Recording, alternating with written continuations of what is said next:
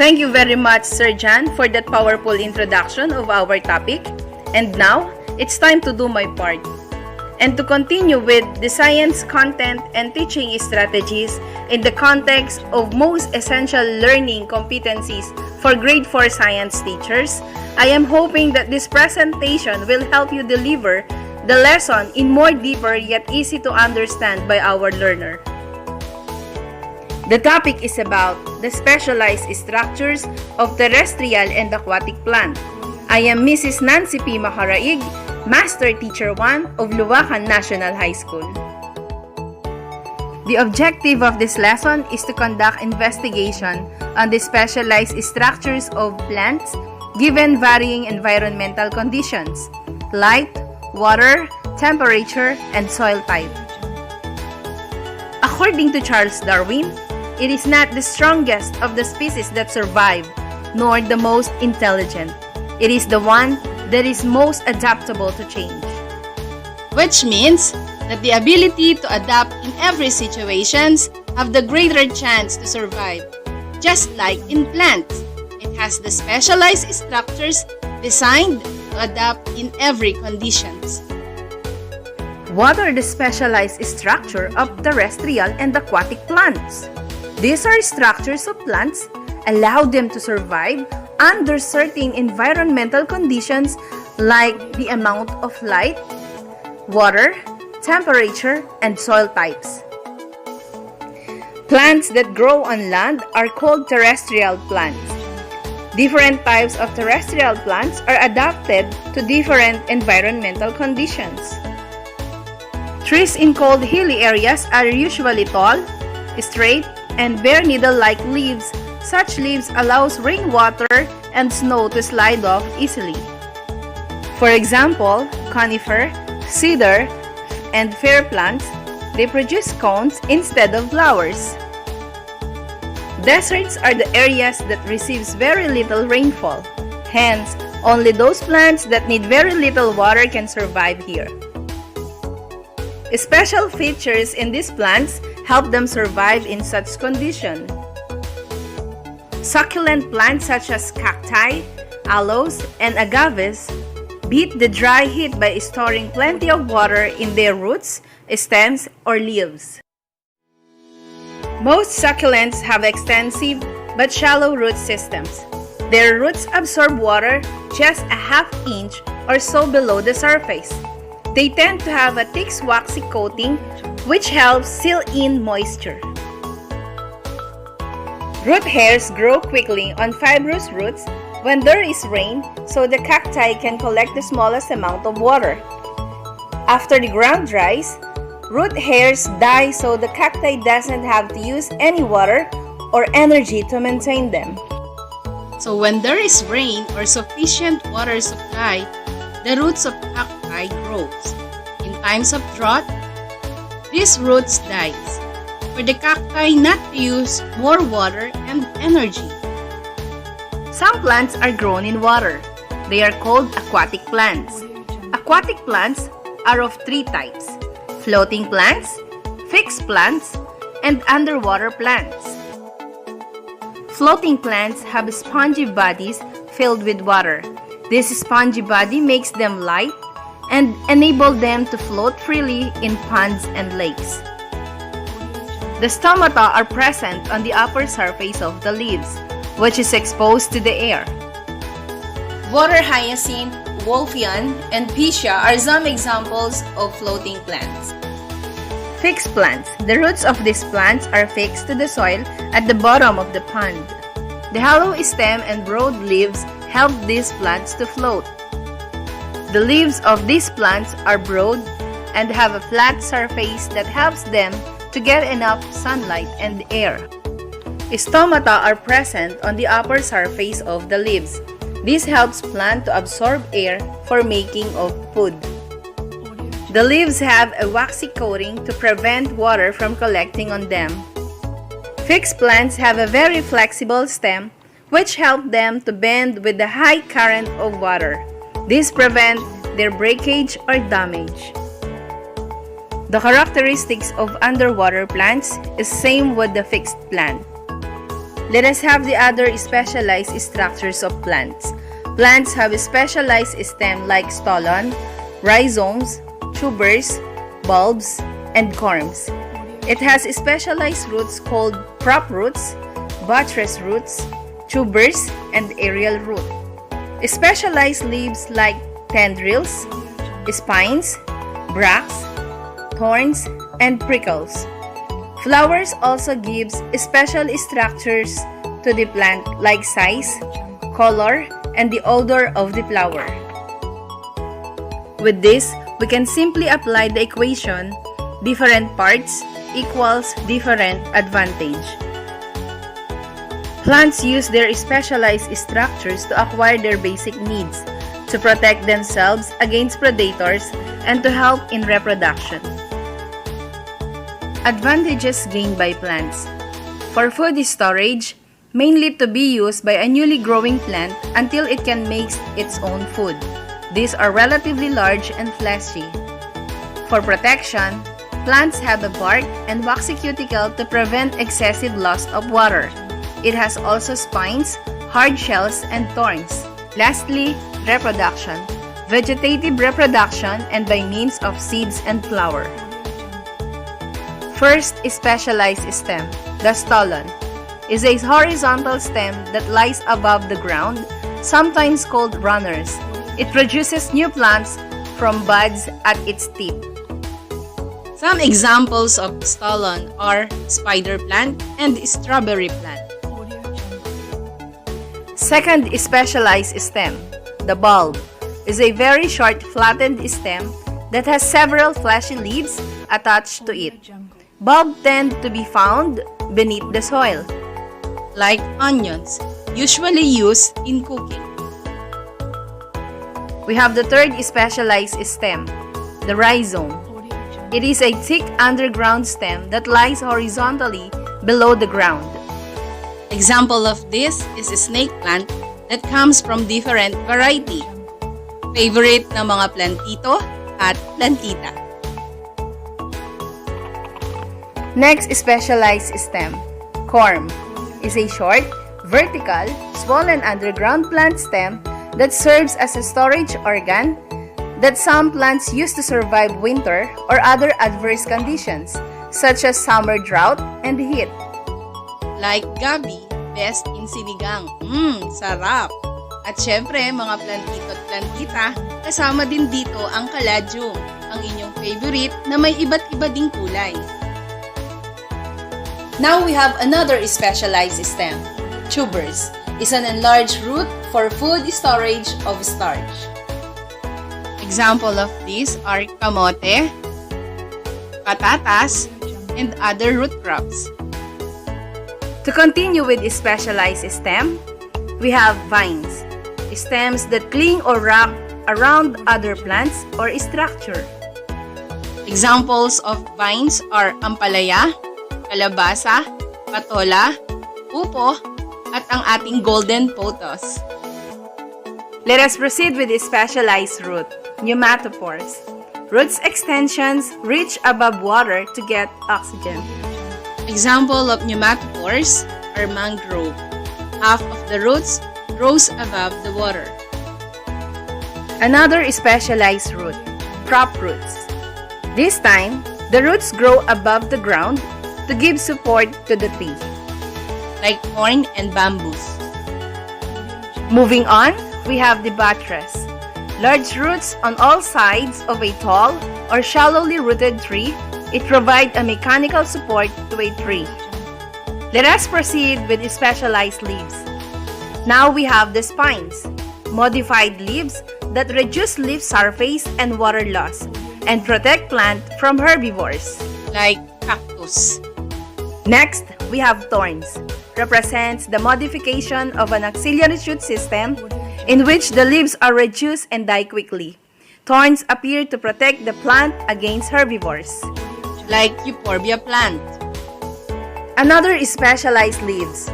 Prickles. Prickles are sharp projections produced by the skin of a plant.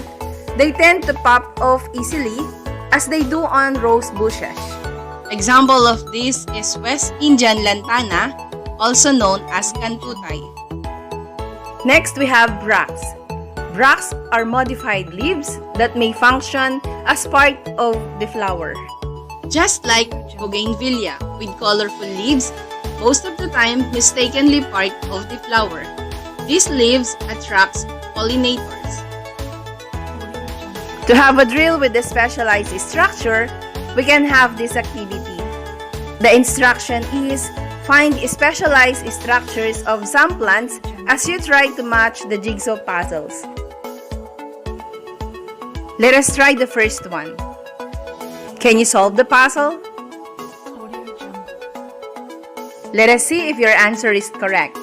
The leaves of the pineapple are especially designed in increased water intake as well as absorb sunlight. How about this? Can you try to answer it? Let's check your answer. Ginger is a perennial plant with relatively small leaves which allows them to adapt to a climate with a high solar radiation. Alright, let's try the next one. Let us see if your answer is correct. It has prickles, leaves fold inward and droop when touched or shaken. And lastly, let's try this one. Let us see if you got the correct answer. It has a false stem made of rolled bases of leaves. The previous activity may add interest to the learners. And here is another suggested activity that might be helpful. What other specialized structures do some plants have which help them better adapt to their environment? Collate your work using pic collage. That's all for the specialized structure of plants. I hope I've shared a lot about the topic. Keep safe, everyone. Thank you. Back to you, Sir John.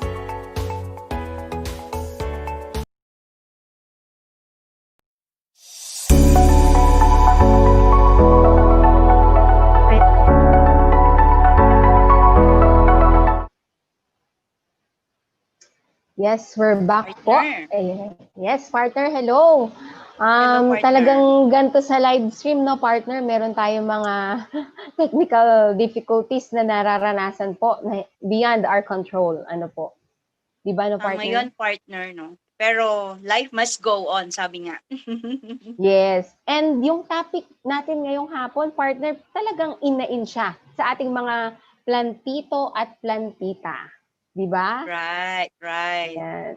So thank you, Sir Jefferson John and Ma'am Nancy, for very informative topic you've discussed.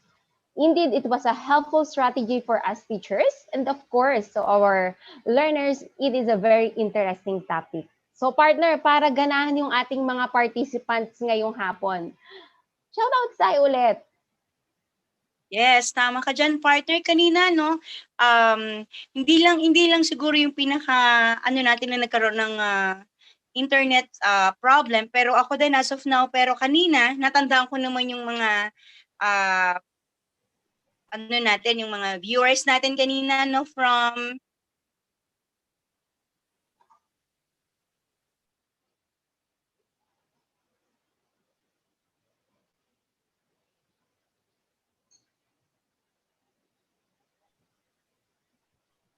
yan, partner. Hello, partner. Okay na, partner. Ayan, sige. Kasi talagang Malinaw na, ang hirap talaga pag live, no? Parang Oh. tapos pag mga ganitong technology talagang hirap i-control. Pero salamat na lang at least we're back. Yes. No, katulad ng sinabi ko kanina, may mga nagpapa-shout out. Meron akong mga nakita from yung mga naging principal ko, no? So, gusto nating batiin si Ma'am Nina sa Pilar District, si Ma'am Pauline sa Abukay District, no? Hello po mga Ma'am-shis. God bless po sa inyo. Salamat po sa inyong pakikinig po sa ating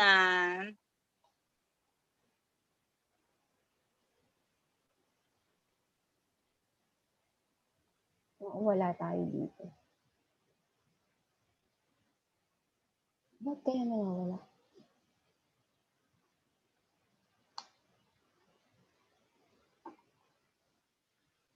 Naka-block tayo, ma'am.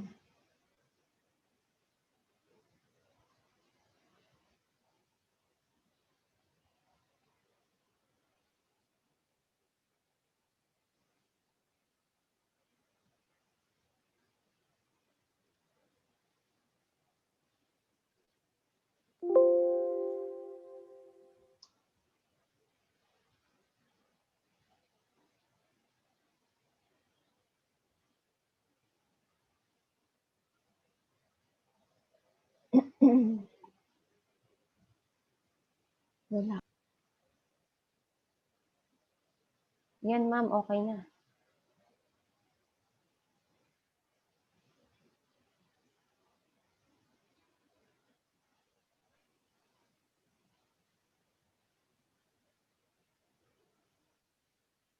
Yan, okay na daw sabi Okay na ng ulit, ating ma'am. mga program nasa ating technical team.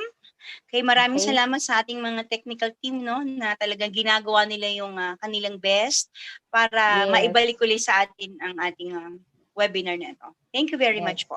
Thank you, Ma'am Ana.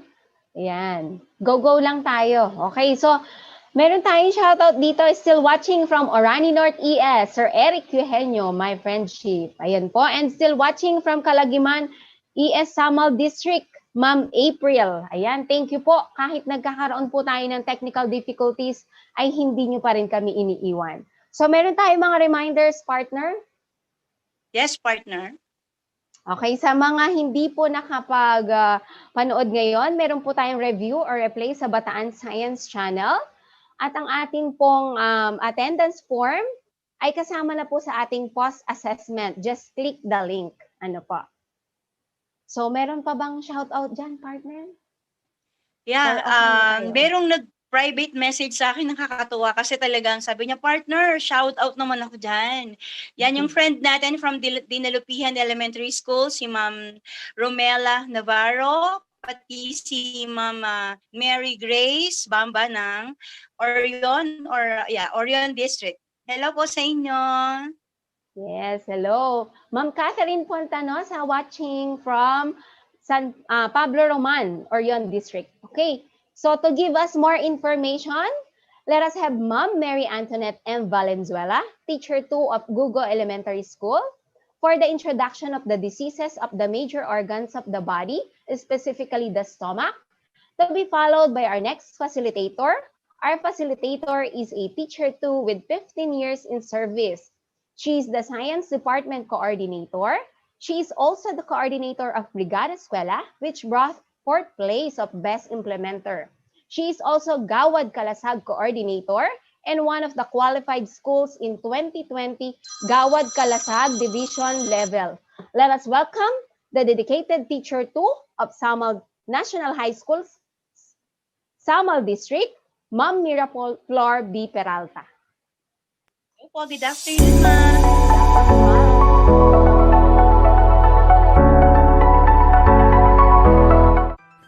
Good afternoon, everyone. Today, we are going to discuss about science content and teaching strategies in the context of the most essential learning competencies for second grading period. I am Mary Antoinette M. Valenzuela, Teacher 1 of Google Elementary School, District of Samal. So before we start po, gusto ko po kayong kamustahin mga moms and sirs. It's been a while po since nung nagsama-sama tayo para sa first grading webinar natin. And I am happy na kahit po busy ang bawat isa, nandito pa rin po kayo para makinig sa amin. And to start with, let us play some guessing game muna po. I have here definitions of the major organs of the body. Ang gagawin nyo lamang po is to guess what is being described po sa bawat isa. So let's start with the major organ of the body that removes liquid waste of the body. Ano po ito? These are the kidneys. Tama po kayo.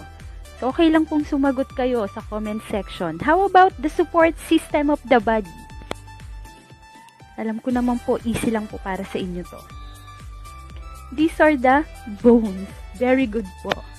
Tama po ang inyong mga sagot. How about the one that processes information it receives and send instructions to the different parts of the body. Ito po ay ang ating brain na sa panahon ngayon ay pagod na, alam ko po yan. How about the one that filters the oxygen that enters our body?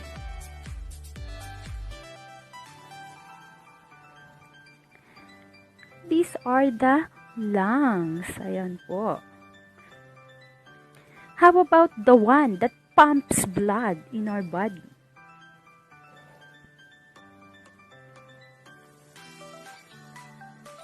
Ayan, none other than the heart.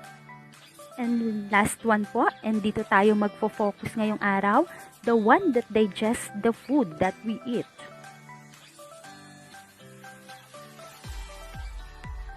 Ayan, so this is our stomach. Ayan.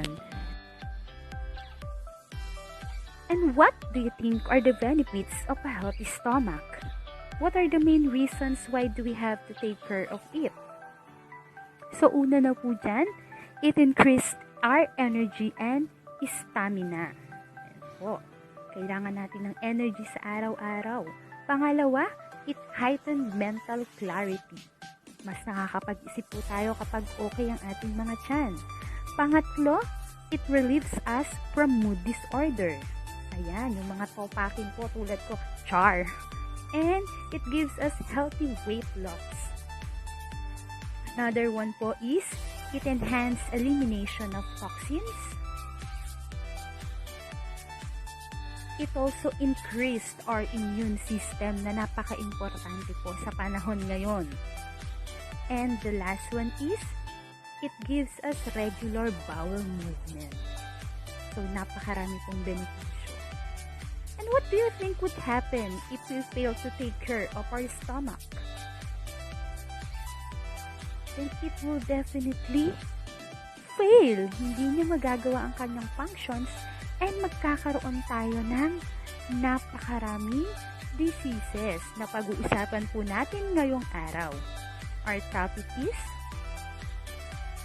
diseases of the major organs of the body, its causes and treatment, in focus with the stomach.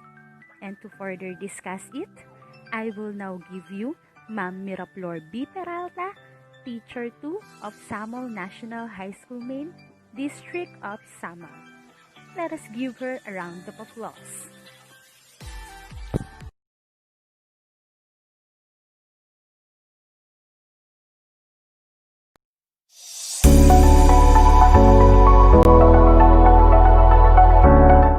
I'm Mary Antoinette Valenzuela.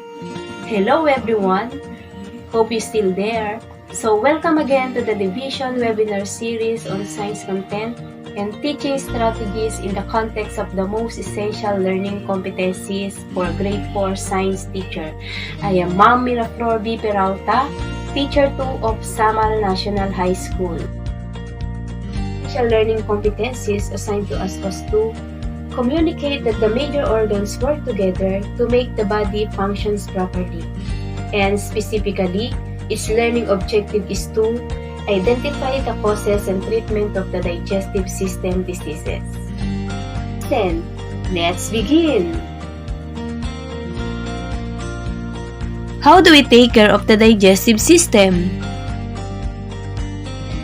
Vital to proper functioning of the digestive system is the healthy condition of its various constituent organs.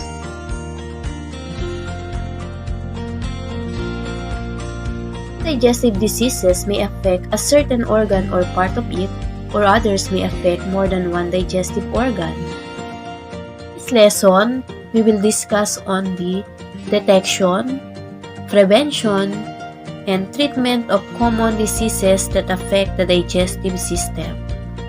And what are digestive diseases? Digestive diseases refer to the malfunctioning condition or disorder of the interconnected organ of the digestive system. Example of which are the constipation, diarrhea, GERD, peptic ulcer, inflammatory digestive disorders, and food poisoning. So let us start with constipation or irregular or infrequent defecation characterized by dry feces or stool. It can be caused by a low-fiber diet, lack of exercise, or prolonged use of certain medical drugs. For the treatment, diet and lifestyle changes can serve as immediate treatment. We should increase in dietary fiber and water intake. Eating plenty of fruits and vegetables will provide roughage that help push digestive waste out of the large intestine. So we should also do more active physical activities. And if increasing dietary fiber consumption and water intake along with more active physical activity would fail, stimulant laxative may be used. Second digestive disorder is the diarrhea, or the frequent watery fecal excretion. This can lead to dehydration and general body weakening, especially among infants, children, and elderly people. Diarrhea may be caused by microbial infection or by contaminated food and water. In this case, it is accompanied by nausea and vomiting, fever, and abdominal pain. This can also be caused by emotional stress, which speeds up peristalsis that can cause irritation of the intestinal tract. The primary treatment for diarrhea is to replenish lost fluid by oral rehydration. Drinking water with salt or sugar and avoiding fatty foods provide good remedy. And for the severe case of diarrhea, intravenous fluid therapy is required. Intravenous fluid therapy means introducing liquid medication into the patient's body by injecting it into the veins.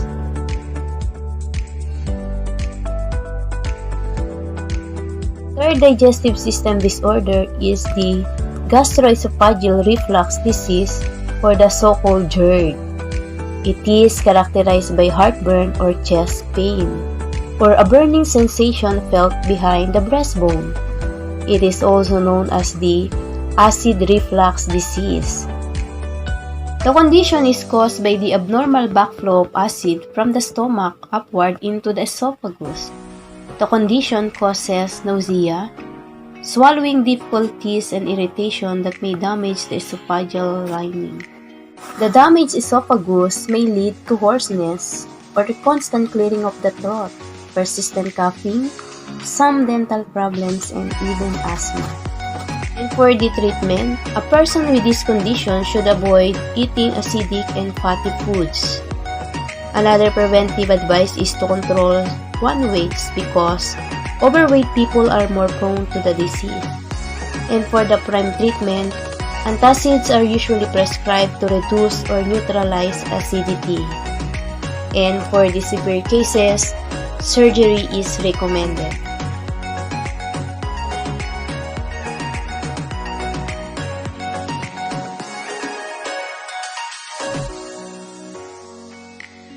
The fourth digestive system disorder is the peptic ulcers.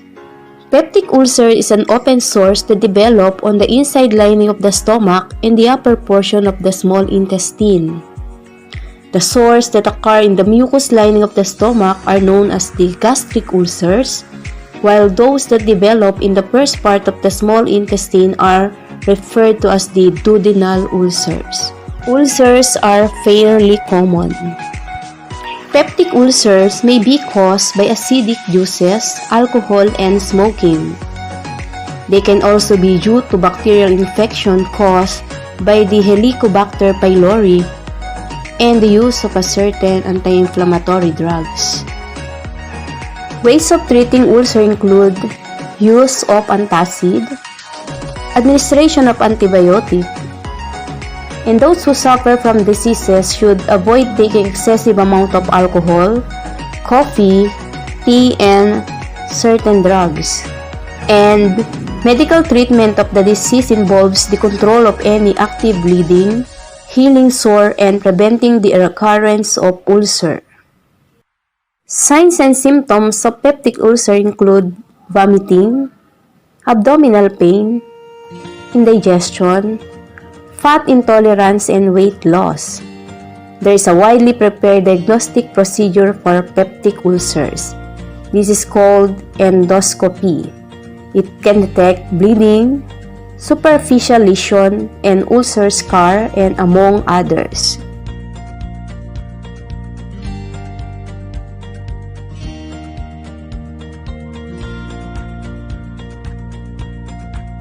The fifth digestive system disorder is the inflammatory digestive disorder.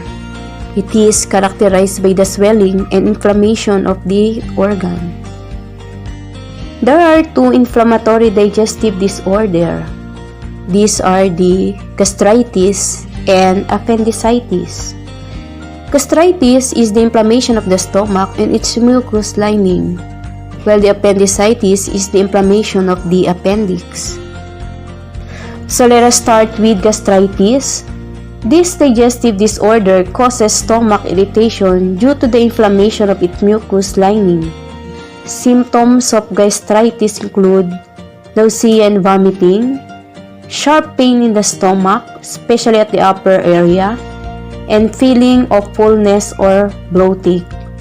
The common causes of gastritis include long-term use of certain drugs, heavy smoking, and excessive consumption of alcohol, tea, and coffee. Emotional stress can also cause gastritis. And for the treatment, mild cases of gastritis can easily be resolved as most patients can get well as soon as they follow medical administration. The doctor may prescribe antacid to reduce acid secretion and antibiotic in case of Helicobacter pylori infection. And for home remedies, the patient should include lean meat, fruits, and vegetable. Eating fatty acid and spicy food should be avoided. The patient should also avoid taking too much coffee and tea, but drink more water, at least 8 glasses of it daily.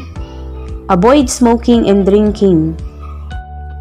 Inflammation of the appendix is known as appendicitis. The appendix is a small tube-like projection located at the junction of the small and large intestine. Incidental entry of food containing bacteria causes the appendix to inflame. Severe pain in the lower right side of the abdomen, nausea, vomiting, and fever are the typical symptoms of the appendicitis. Immediate medical attention is needed, otherwise, the inflamed appendix may rupture.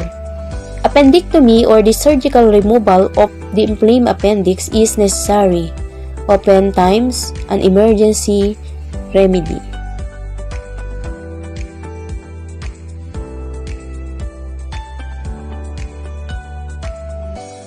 The last digestive system disorder is the food poisoning. A microbial foodborne infection. Food poisoning is due to toxic substance released by certain bacteria or viruses.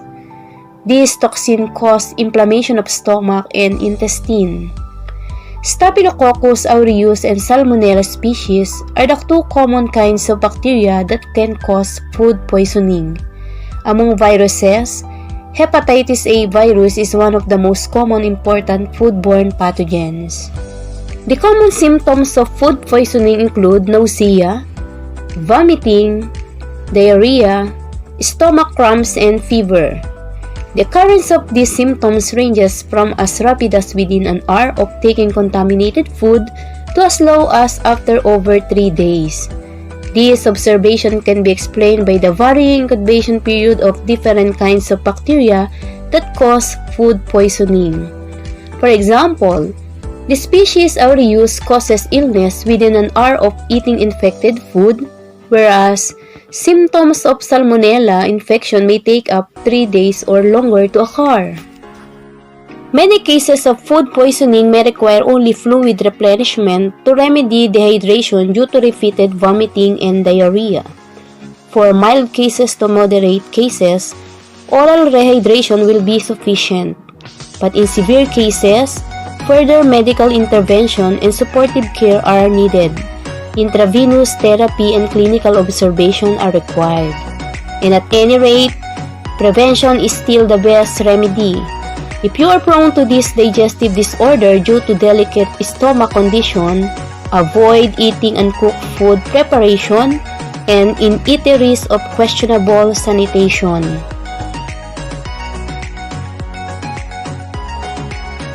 And that's all for the different disorder of the digestive system. And since it is responsible for the life-sustaining process, keeping it healthy is vital to the overall wellness of our body. As Besad Azorgashab said, almost all our health concern can be traced back to our belly. Ensure a healthy gut and the rest will take care of itself. So thank you for listening. God bless us all.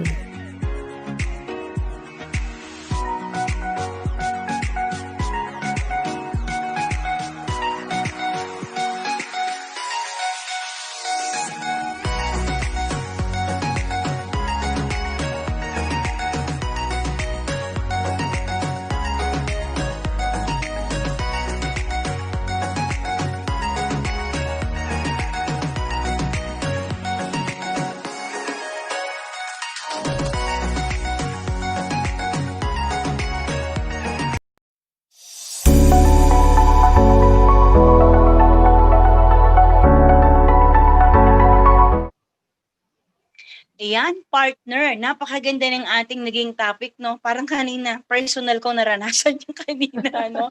Talagang Oo nga. kailangan, no? Kailangan talaga yung ating, ng ating health, no? Bilang mga teachers kasi ang laki ng role natin. Tayo ang magtuturo, tayo ang gumagawa ng mga ituturo natin sa mga bata. Kung hindi tayo healthy at hindi tayo kumakain ng mga healthy diet, no? Aray ko. Tabi-tabi po. Yes, Ano, correct ka dyan, partner? partner. Kaya tayo yung dapat nating alagaan talaga yung ating mga katawan. No, partner. Yes. Ayun, tama. So, thank you very much po sa ating naging facilitator para po sa ating diseases of the stomach. Okay?